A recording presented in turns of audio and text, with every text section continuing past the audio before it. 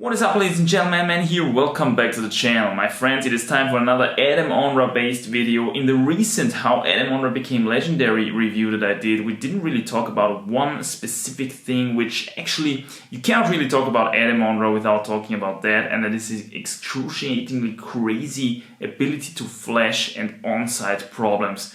So maybe just for the guys who kind of new to climbing, if you flash a problem, that means that you do it on your first try, but with some knowledge about the problem, either because you've watched someone else climb it or someone else came down and told you how the holds are and everything. So if you know how it works theoretically in your mind and then do it on your first attempt, that is a flash. And if you do it on site, that means you do it on the first attempt without knowing anything. And that really means anything. You haven't even seen a video of the route, you haven't even watched someone climb it, you haven't even heard a word about it theoretically. Okay, so as you can see, the on site is a bit of it's kind of a gray area, a bit of blurry lines are drawn here. But anyway, Ondra is just extremely, and always was, extremely good at that stuff. And in this video today, I want to try, first and foremost, to kind of pinpoint his things, his weapons that he always used, and what we can learn from that. And that is maybe even more important, the more important part about this video, trying to kind of draw some lessons from his style, from his, go attack, go method when it comes to flashing and on-sighting routes, the fearlessness, climbing as if it would be your 20th attempt, but it is only your first attempt, right? And then there is also obviously some morphological traits again, which helped Ondra crazily much. And I took out three problems in particular, which kind of show this, yeah? Especially when we compare his on-site or flash attempts with attempts of someone else. I'd like to start with a sport climb called Il Domani. It's a 9A somewhere in Spain, and Ondra actually on-sighted it. Can you believe it? 9A on-site. It's completely out of this world, unimaginable for someone like myself.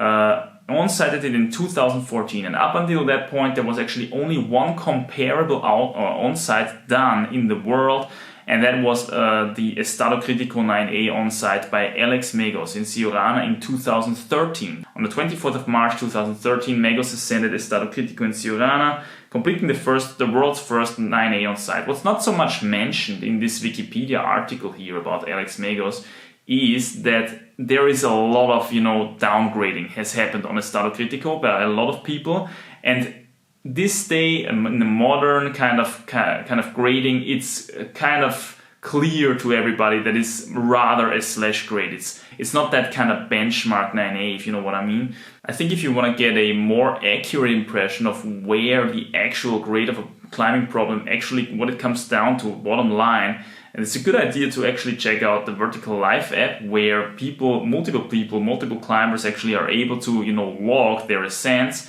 and also log what kind of grade they would give these ascents, right? And as you can see here for Estado Critico, we've got something, that is a little bit, hanging towards the 8C plus area. So we've got 5 users grading it 8C plus, 41 users grading it 9A, but then there's a lot of people grading it a soft 9A, yeah? Soft here everywhere, yeah. So I don't want to put down here Estado Critico or anything like that, but I remember when I was in Siurana and trying Calle Barocca, which shares the same start as Estado Critico, which is an 8B plus in itself. There were a lot of people actually trying, hardcore shotgunning Estado Critico for their first 9A. Yeah? So it's just one of these very kind of popular climbs down there in Spain. People travel there to, to tick off their first 9A, so to speak, and go there. It doesn't mean it isn't, that it's not a 9A, but it just means that it's probably not that benchmark 9A, that you go for. And actually also Ondra himself, when he climbed it a long time ago, where he is, there he was, yeah. He climbed it in 2007, and he said it is never 9A and climbed it third go, yeah. So maybe he also was a little bit pissed that he didn't on-site it. Probably he tried to on-site it back then, or flash it, who knows. That was his impression. And as we know, Ondra, when it comes to grading, he always was super honest with his grading and everything. So let's check out his on-site of Il Domani in 9A. And I want to emphasize here, look at his look at his dynamicness, look at his speed and his precision. You gotta realize that this guy, he just took a look at the hold from the bottom, okay? He never has seen anyone climb this thing before. He just visualized the moves for himself, and look at how determined and how aggressive he still moves despite that. Try to watch his precision, his speed, and his dynamicness, okay? Like how heel hook right and bang. What a beautiful dynamic move there. Kind of crossover-ish. Letting go. It's probably not so bad holds here. I mean, the route is extremely steep here at the start, but like, take a look at the cameraman. The cameraman did fail here a little bit. He gave us a bit of a wrong impression where gravity is here. The quick draws are always a little bit tilted. Like, take a look at that. So the steepness is probably more like this actually, but never mind.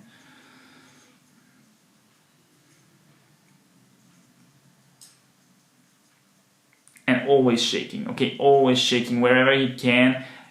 Doesn't mean that you have to stay super long in that position just because you've got a good hold, like he has it here with the right hand. Yeah? And now it's getting really gnarly here with this rail, crimpy rail all the way, crimpy rail all the way. But just because you get a good hold doesn't mean you have to stay there forever, especially if it's just the beginning of the route, where you're not pumped anyway. Yeah? So that looks a bit hard there with the right crimp. That crimp was small. And then grabbing on top of his other hand, okay, something that you would see very, very rarely been done by other climbers. So he's got his moves down, man. He's got his moves down.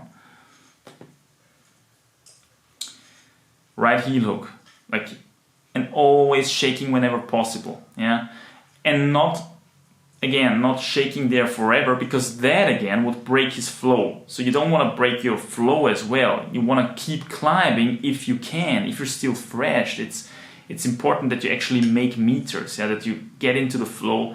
Here another beautiful sequence from here to there. Like, let's take a look at that one more time. Like how bang, beautiful crossover there, sorting the fingers in big, like almost splitting his legs apart, yeah, to be able to step that super left foothold there. Let's show it one more time here. Out of the heel hook with right, okay, bang, just super big step here to the left. Have the flexibility and the leg length to actually be able to afford that, yeah. Bang. How much time did he save there by stepping so big to the right or to the left? Could have been so many intermediate steps for shorter guys, yeah, but he, bang, big move to the left. And here, this beautiful shot. I like this shot because it kind of shows how much pain and how much crazy stuff is still in front of him, right? It's just in this cave and super overhanging, and just the anchor is somewhere up there, right, at this thing here coming out of the wall. And again, right heel hook, obviously. And here he's shaking on something that does not look that good anymore. So he keeps going. Beautiful undercling sidewall here with right, Gaston with left, and again right heel hook. Okay. It's like really, really similar climbing here. From here to here on this crimpy rail, always looking kind of similar-ish. And here he gets something that seems to be not so bad with left. Another shake with right, another shake with left. And if he can afford it, like what he does, which is super efficient, one move to the next hold, left shake, okay? And then one move to the next hold, right shake. One move to the next hold, left shake. And this way you make meters, but at the same time you're resting, right? So it's really efficient if you can afford it to climb like that. And breathing work all the time. Like, being saturated with oxygen is actually a huge thing before starting a climbing go. You get significantly further, like 2-3 moves or something, if you like start to saturate your body with oxygen even before you start the route. Yeah, so like take 30, 40, 50 seconds or something to really saturate your body with oxygen, heavy breathing, and then only start the route, and you will delay the pump significantly. That crimp here with left doesn't look that good. And like how quickly he sees those holds, yeah? Especially on the white limestone, you can overlook stuff there. You can overlook stuff because the white chalky holes, you know, they don't have as much contrast as they do have on a dark granite wall. But this is apparently limestone, and it's very light, very bright. You can overlook stuff on bright stone like that. But look at this nice hold actually there. A little bit of piano playing is necessary for him to be able to rest here because of his big hands, but still he's able to rest there, which is absolutely incredible. Look at the steepness here. Beautiful shot. Again, here with the... Like, did you see how quickly he found the right way to grab that hold? Like when you're resting like that, he's looking up and thinking, okay, this is my next hold, but I still don't know how to grab it, judging just by its shape. But how will I check super quickly how I have to grab it? And he went through 3 different possibilities there with his right hand. Let's take a look at it again, and found the right one just immediately. And that's just what sets him apart. You know, he did this so often already.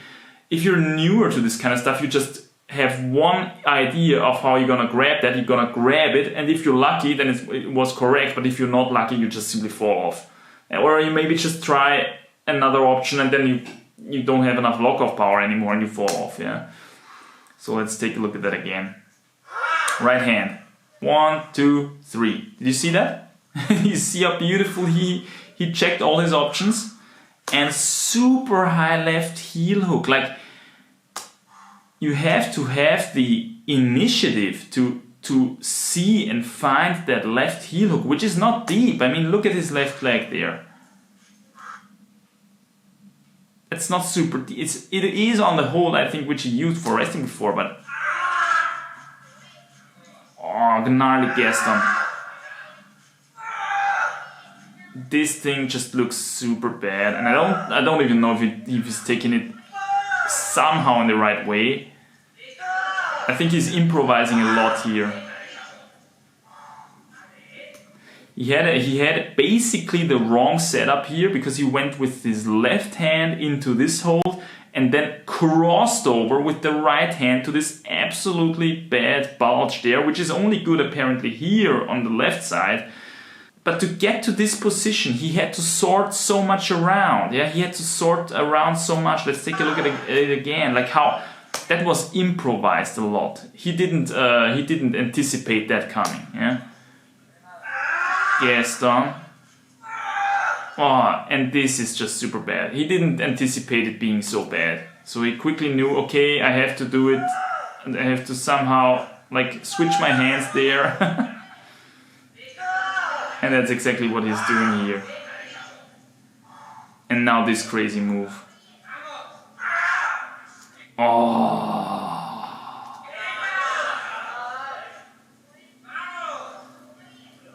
Like the risk that you have to take, you know?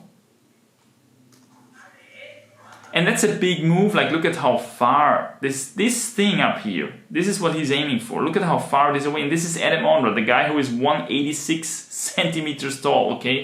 It's a big move. Crossover, crossing over, jumping, losing the right foot there.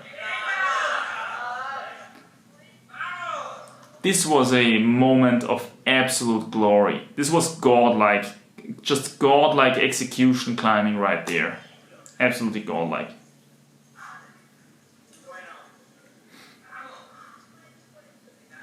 And I think he also mentioned in his quick little interview after the ascent that he actually did it wrong here. So he did not do the proper beta, you know, he improvised and came up with this heinous move, which he stuck, fortunately. Yeah. Yeah, so he's getting into this more tufa-y section here, finally. So another possibility for him to rest. I don't know if the cameraman is here always a little bit slow, or if they did that in post-production, you know, that they followed him like this. But cameraman should be a bit more on top of his game here. And now he's getting into this wet SF tufa. I mean, imagine, like, now you fought through all this stuff, And then you have to fight against, you know, the climbing gods put another obstacle in your way in the form of this super wet tufa. Yeah, so yeah, crazy like that. Finds the knee bar obviously, and I think here he's although the tufa is quite wet, he's resting here for a long time. So I hope you're not mad at me if I push it here a little quicker. So here's climbing out of the rest again.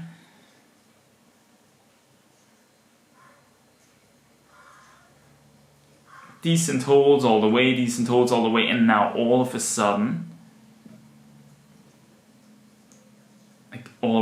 he's getting stopped here. And this, I mean, this was the moment where I thought, when I was watching this video for the first time, I was thinking, holy moly, imagine that. I mean, he's pretty sure in his mind that he did the crux of this route. He just stuck the crux of this route with a good dose of luck, and it was just a godlike climbing moment in history, okay? He could write history here. At least for those kind of people who know that Estado Critico is not like, you know, that confirmed 9A. This is actually probably the first confirmed 9A onsight in history. And he's up there now, like having done this crazy crux before, and now there is this one more move, right? And he's already climbed out of this rest from before, yeah. So he has to do something here now. Can you see how often he sets up? He knows that these holds, he's not going to be able to stay here for a long time. They are not that good, these holds. It's underclingy, it's bad. At some point he will have to go. He will have to risk, like, and his target is up there. Probably not knowing what it is. Is it a jug? Is it a pocket? You cannot know, yeah. You can never know. It's an onsight. And then you have to go out of this semi-convenient position here with this bad knee bar. Oh, what a moment, man. How big must the tension be? Undercling left, and so having to go there so dynamically. Can you imagine how hard he prayed? Can you imagine how hard he prayed to the climbing gods, man?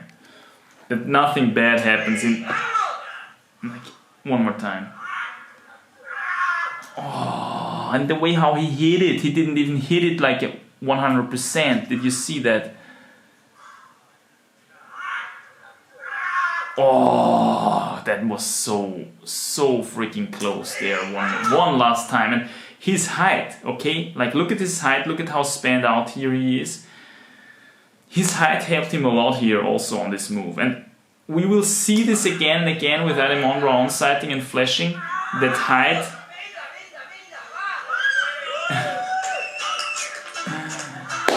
Just absolutely insane, man. Just absolutely insane.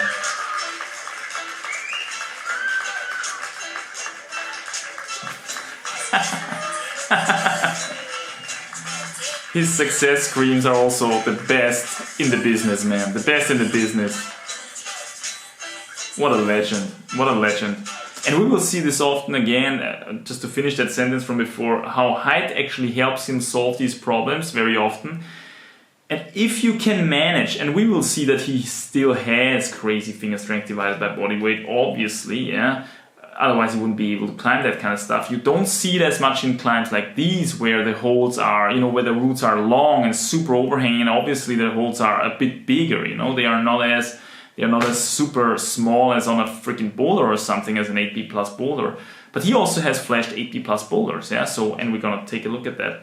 But his height and the ability to, you know, being flexible, having that ankle mobility, using high SF heel hooks, being flexible enough to do that, making himself shorter when he needs to, making himself long when he needs to, all that gives him so many options, and that very often helped him with this kind of stuff.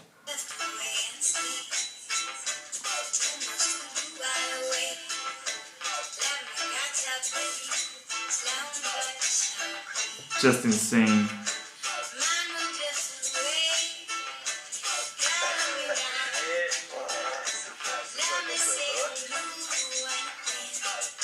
Bachil Subiaga, Spanish climber. I think he spent some time with Adam and kind of trained him and stuff. Yeah, so. I'm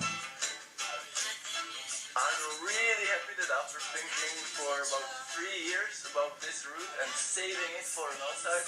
This is also something, the strategic mind that you gotta have, you know, to know that if the conditions would be perfect, you had a decent chance at least to onsight it.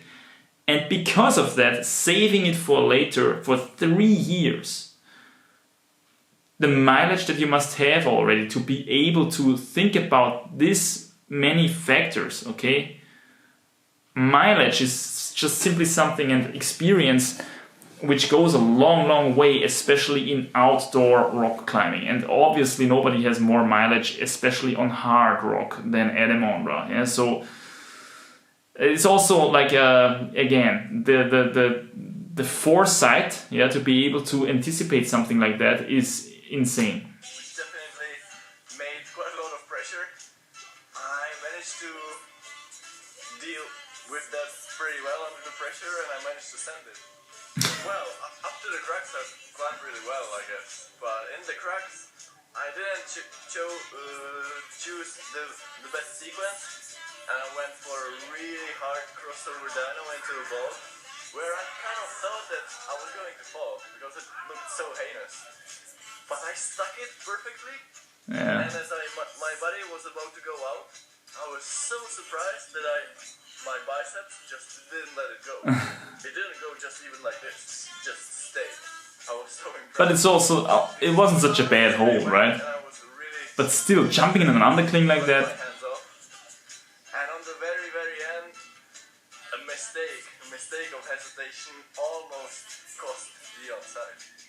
Yeah, it's kind of, you have good hold, and you go into okay hold, but I was so afraid just to go for it. yeah, well, obviously, man, obviously. That was tempting to put it, but at the same time I was really afraid that I could put the heel hook and just couldn't reach it. Super, super happy. Definitely it's my hardest onsight. Wow. So cool also to see his thought process on that last crux, yeah? And he was saying like, okay, a moment of hesitation almost costed him that onsight, but it was just also a freakishly hard move. You could see how dynamic he had to go there and how spanned out he was, yeah? How do shorter climbers look on that move? I don't know. Maybe they have to do this super sketchy heel hook up there to be able to do it at all. Yeah? But this was a moment of truth for sure on this onsight. And just to really quickly appreciate the difficulty of this thing. Okay, so here we got it, Il Domani onsight. It's on Adam Ondra's logbook here. And here everybody goes like, okay, 9A, 9A, hard 9A, okay, here. So crazy, yeah? But Bachil Subiaga made the first ascent himself, and that's why he knew that this is hard as F. And that's why he shook his head into the camera, like being completely mind blown by this performance. And it's just insane. So I'm just glad this historic moment got actually caught on camera. Adam Ondra climbed 134 9As to this day, out of which he climbed 4 on site, and one of which he called, a bit soft, another one was chipped. He also flashed 2 9As, so that's crazy stats. And even beyond that, he did a lot of 9A pluses, 9Bs and stuff, but he only could flash actually 1 more 9A plus, and then there is stopped with onsights and flashes for obvious reasons, because we're just getting into absolutely crazy difficulty terrain here. Yeah, so thankfully one of these 4 9As that he did on site was caught on camera. Il Domani. What an epic video. What can we learn for our own climbing here? I think the most important lesson to be drawn from Adam Ondra's onsight attempts is his style, his absolutely aggressive style. He climbs as if he had climbed the route many, many times before, as if he had tried it many, many times before. And in fact, he probably did in his mind, laying below the route, looking up to the rocks. There is many videos of him actually seeing him lying down and visualizing the moves and going through the moves in his head. And it's actually fascinating. This effect really exists. If you're a more experienced rock climber yourself, you maybe know it. But just watching someone else climb something and then making yourself hungry for this attempt, it already kind of warms you up, and it warms you up in the muscles that you're gonna need for these moves. Yeah, so if you visualize the moves in your head, just the neurological connections are built to the muscles, and then you're ready to go for this ascent. So visualization and this kind of stuff it just goes a long way for on-site attempts. And then doing a very aggressive style, speedy, dynamic, without a lot of hesitation. I mean, he was very harsh to himself here when he said a moment of hesitation almost cost him this onsight. But I mean, a moment of hesitation was more than justified up there with his super reachy crossover span out where he was spanned to the toe tips, a 186 centimeter guy with +2 AP necks, okay? So that's a big move that he's stuck there at the very end of this route, and a heartbreaker thrown into the way of his historic moment by the climbing gods themselves, and the absolutely godlike jump into the undercling crossover thing. I mean, yeah, it's moments like these you gotta really appreciate that stuff, yeah. But make no mistake, Adam Ondra has also freakish finger strength divided by body weight, so it's not just his absolutely dominant style that makes him so good. He also has finger strength divided by body weight, and in this next video that we're gonna watch, I maybe sneak peeked it here a little bit in the review already. We will see a demonstration of his absolute crazy finger strength divided by body weight and how he pairs it with his reach. And this is of course a weapon which gives him so many options. He's got the option to be tall when he wants to, but he can be short when he needs to, with his flexibility and with his ankle mobility and stuff. Yeah, we talked about it last time in the legendary video. I hope I'll see you for the next, one of the strongest moments of Adam Ondra. We're gonna see him flash a crazy hard boulder. Stay strong, stay free. I'll see you soon. Bye.